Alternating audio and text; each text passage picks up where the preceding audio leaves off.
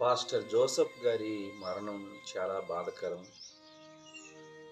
మరి దేవుని సేవకులు, దేవుడు అభిషేకంతో వాడబడుతున్నటువంటి గొప్ప దైవజనుడు పాస్టర్ జోసెఫ్ మరణం ఈరోజు చాలా బాధను కలుగు చేస్తుంది.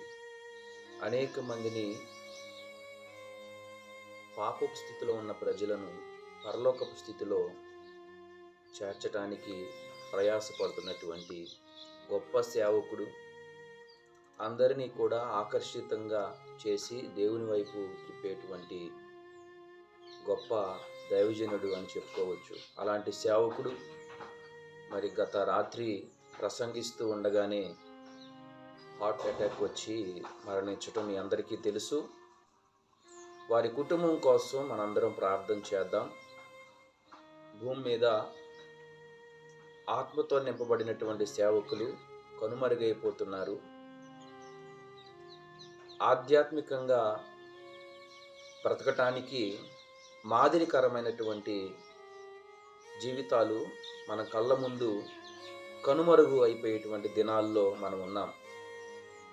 కనుక స్నేహితులారా, దేవుని బిడ్డలారా, చివరికి ప్రభు మనకి శాశ్వతం. కనుక మనందరం చేయవలసింది ఒక్కటే, దేవుని మార్గాలు విడవకుండా దేవుని రాకడకు సిద్ధపడదాం.